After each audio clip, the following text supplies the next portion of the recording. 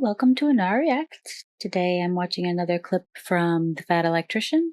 This one called America's Most Iconic Delivery System, Grumman LLV. So let's see what that's about. Every single time I try to make a funny, lighthearted video, it gets completely unhinged. Today we're talking about Northrop Grumman's most iconic vehicle of all time.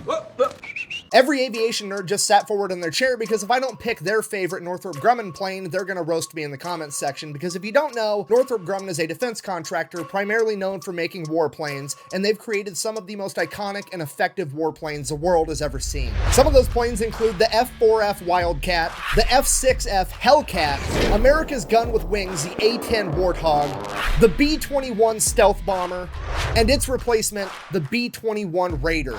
But all of these pale in comparison to Northrop Grumman's most iconic and durable vehicle of all time. A vehicle that was designed to perform its tasks swiftly, despite snow or rain or heat or gloom of night, the LLV, the long life vehicle, aka the mail truck. Not a plane. You're not serious.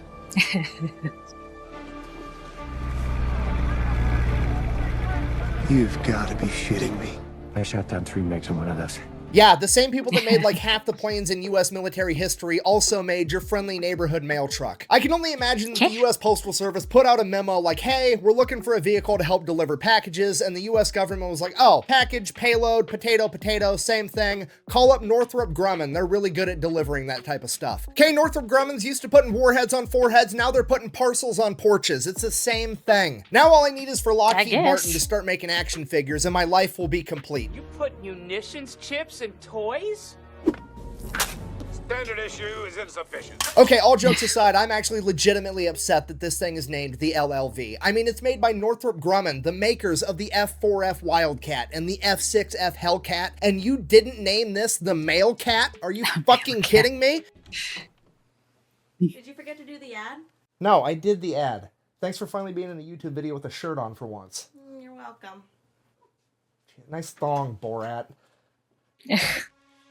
This video is brought to you by Zydax. Custom gaming PCs are all made right here in America with American tech support. They can do any type of customization you want, or they have pre-built ones ready to ship right now. And then we have one of our newest sponsors, Zaka Life Recovery Balm. It's made right here in America, and it's the best thing I've found for aches, pains, and athletic injuries. It blows every other topical treatment I've ever tried out of the water. I'm gonna have both those sponsors and discount codes linked down below. Let's get back to the video. So after finding out that the mail truck that I've grown up with my entire life was actually made by Northrop Grumman, I decided, hey, I'm gonna make a video on this. This is gonna be hilarious. It's gonna be lighthearted. It's gonna be funny. It's gonna be great. So I started looking up the specs. I started looking up the history, how this came to be. And then I asked myself one simple question. Wait a minute. Why on earth is a defense contractor making this little tiny car when an automotive contractor probably could have done the same thing better and probably cheaper? And per usual, to absolutely nobody's surprise, it's because once again, the government ruins everything. Yes, we do. Of course. So let's take it from the top. Once upon a time in 1775, the United States Continental Congress says, hey, delivering mail is super duper important because we don't have email and phones and telegraphs yet, and delivering letters is the only way that we can communicate. So we need to establish a post office, and we're going to take one of our smartest founding fathers, Benjamin Franklin, and make him the first postmaster general to figure this entire thing out. Then the government pretty much immediately decides, hey, we want this to kind of be a government agency, but also we don't want to have to give it any tax money to be able to run itself. So what we're going to do is we're going to make it a legal monopoly. We're going to go ahead and say that the US Postal Service is the only entity that is legally allowed to deliver the mail. That way the US Postal Service is going to be guaranteed to get 100% of the business, so they're going to have enough money to be able to fund themselves and not have to rely on taxpayer money. And this is still going on to this day. This is a legally recognized and regulated monopoly.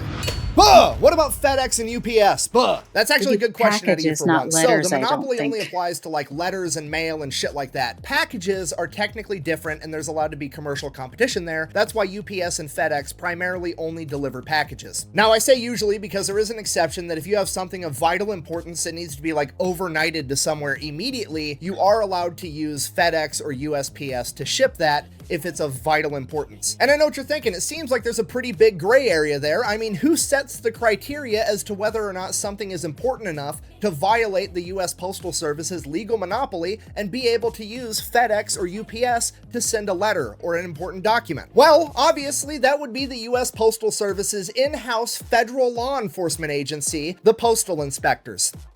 I'm not shitting you. The mailmen have their own federal law enforcement agency. I had no idea. Huh.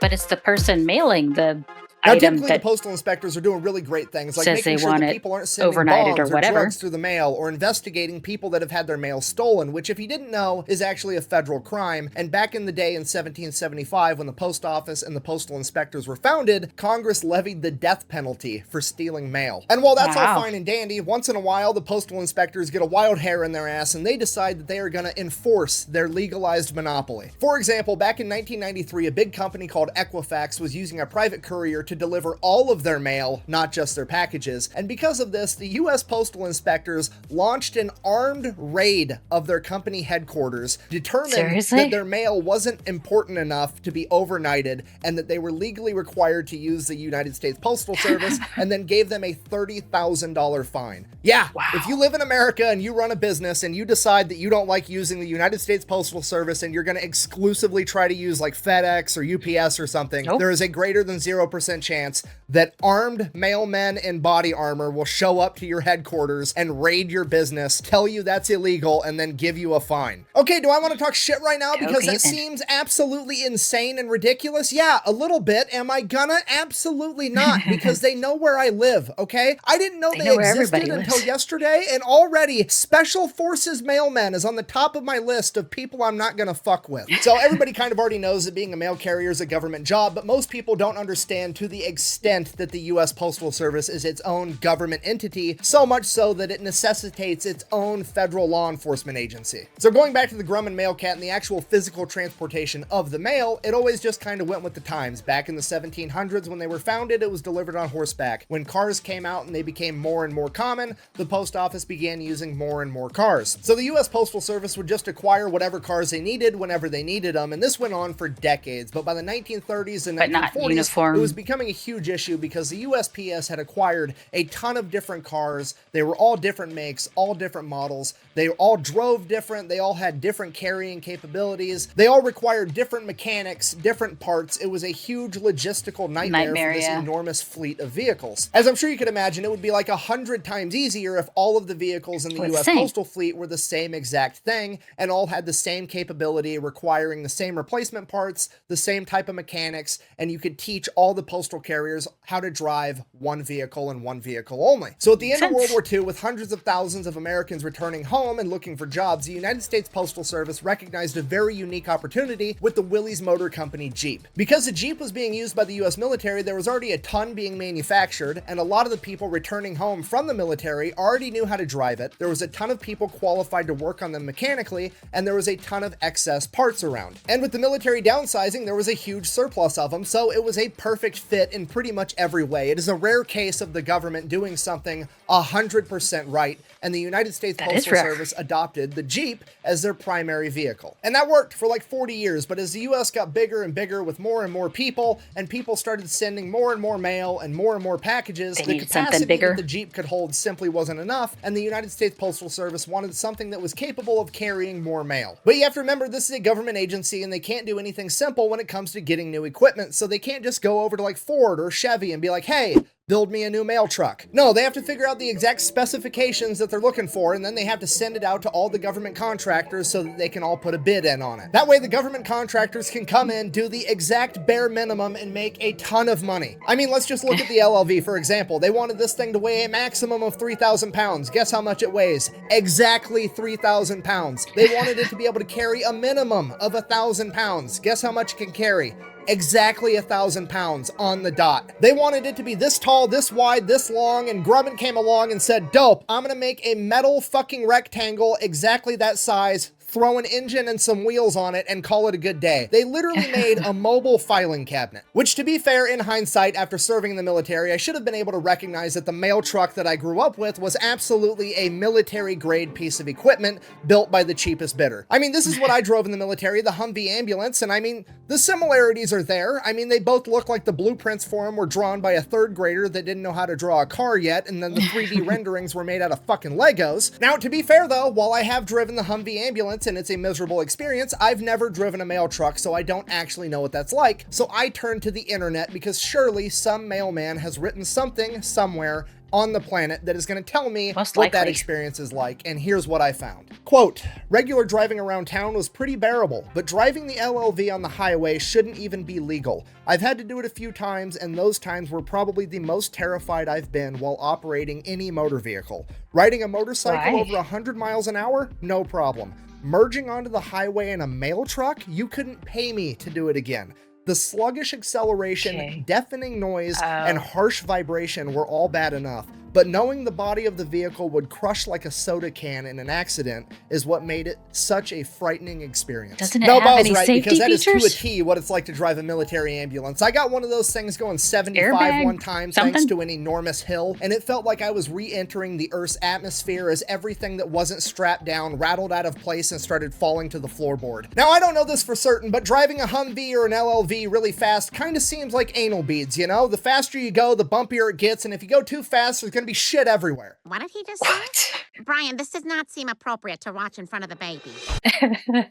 To be fair to the Grumman male cat, is it a turd? Absolutely, but it is really tough. Because here's some of the testing criteria the LLV had to be able to meet before it would be adopted as the USPS postal vehicle. We have drive 5,760 miles at 55 miles an hour with 0 malfunctions and 0 broken parts. Drive 11,520 miles at 45 miles an hour on gravel with 0 malfunctions and 0 broken parts. Drive 2,880 miles, stopping every 250 feet, accelerating to at least 15 miles an hour in between stops with 0 malfunctions and 0 broken parts. Drive 960 miles on cobblestone, 0 broken parts. Drive 960 miles over potholes, ensuring that every single wheel hits the pothole at least 35,000 times with 0 broken parts. To accomplish that, they took a Chevy S10 chassis, shortened the wheelbase so it could have a tighter turn radius, and then made the entire body of the vehicle out of aluminum so it couldn't rust. So at a minimum, at least it's tough. Despite the fact that it is really tough, it is finally time to start replacing the United States Postal Service carrier vehicle because, well, the engine that they put in these things is an engine from the 1970s known as the Iron Duke, and this bad boy's getting like 9 miles to the gallon. This is the same engine they were putting in the Cavalier and the Trailer Park Ferrari back in the day. I mean, the Pontiac Fiero. Don't laugh, the Pontiac Fiero is high-class white trash, okay? The only thing cooler than that when I was growing up was the 2002 Dale Earnhardt Edition Monte Carlo. Sorry, I'm getting distracted. The main problem with the LLV is the gas mileage, okay? Because it only gets 9 miles to the gallon, you have to realize this is like the biggest fleet of vehicles that the United States has. There's over 140,000 of these things, meaning that for every single penny that gas prices go up, the U.S. Postal Service has to spend an additional $8 million on fuel alone. Crap. And this is the part where you're like, oh, America's capitalist, that's fine, that's the cost of doing business, just raise the prices of your services, and it's covered, it's no big deal. You would think that, but remember, the U.S. Postal Service is a government-regulated monopoly, meaning that anytime they want to change their pricing, the government has to sign off on it, and the government takes forever to do anything. Another example of this would be like the power company, right? Because you can't shop around for different power providers the same way you look for like an internet service provider or a cell phone provider. You only have one power company available where you live, the same way you only have one post office available where you live. Anytime the power company wants to raise their rates, the government has to sign off on it, and it's a huge deal. Same thing applies to the Postal Service and stamps or anything else. Because of this, they can't effectively adapt and change their prices, so it's a humongous issue. So how do we solve this? Well, there's two options. You could A, get rid of the monopoly that's set in place because it's no longer effective for what it was originally supposed to do by helping the USPS, and now it's actually hindering them more than it's helping because they're no longer able to change their prices to actually be competitive. Or you could B, make them get different vehicles. And obviously, we're absolutely 100% of the time going to go with B, because the US government, or any government ever really, is never ever going to give up control, and they have control over the USPS, and they're never ever going to let that go. They would rather see that thing burn to the ground than give up control over it. So obviously the USPS is getting new vehicles. But then that bites the US Postal Service in the ass, because remember, they're a government agency, and they can't just like go to Toyota and be like, hey, Toyota, that new truck that you guys just came out with that's $10,000 and really cool, can we buy a bunch of those for fleet vehicles? No, they can't do that. They have to figure out the specs they want, then they have to send that out and let all these defense contractors bid on them, and then after they bid, they have to give the defense contractors millions of dollars so that they can develop the new vehicle. So they're going to pay for all the R&D up front, and then when Oshkosh Defense wins the bid with this fucking thing that looks like it was animated by Pixar, the other company that they beat is going to turn around and file a lawsuit and sue, because they're saying that it wasn't a fair enough competition, despite the fact that the US taxpayers literally gave them all the money for R&D in the first place. And then that's going to delay the whole project more, and then bottom line, it's going to take 20 fucking years to fix the issue. The entire time the US Postal Service is struggling and trying to figure shit out, while the government refuses to let them actually do their job and be fucking competitive. And it just sucks, because the US Postal Service is sacred. There's nothing more sacred to society than the mailman. All I wanted to do was have a happy, lighthearted video, because I thought it was funny that Northrop Grumman was making mail trucks, and now after researching it, I'm gonna get upset every time I watch my mail lady deliver the mail, because I'm gonna recognize that she's wearing a parka and overalls inside of her vehicle because the heater barely works, because she's driving a 40-year-old mail truck that's a piece of shit, because the government fucks up everything they even get near touching. So in conclusion, I guess that's the story of why mail trucks are made by defense contractors. And if you're a mail carrier, I've always appreciated you, but I'm gonna be honest, I have another level of appreciation for what you do, because I truly, genuinely had no idea the levels of bureaucratic bullshit that you had to hurdle on your way to get mail into my mailbox. So thank you. Seriously, thank you. Best way to support the channel is go buy some merch over at thefatelectrician.com. Whack bang, out. You know, the more history I read, the less I trust the government, and maybe, just maybe, that's why in the American education system, they emphasize math and science and English way more than they emphasize history. Well, there you go. About the US mail trucks. I think that's still the one that I'm familiar with seeing running around, so I'm guessing they still have not upgraded them yet from the 9 miles a gallon fuel consumers. That is horrible, horrible gas mileage. And that the heater in the thing sucks so bad that you gotta wear a parka inside the vehicle. That sucks.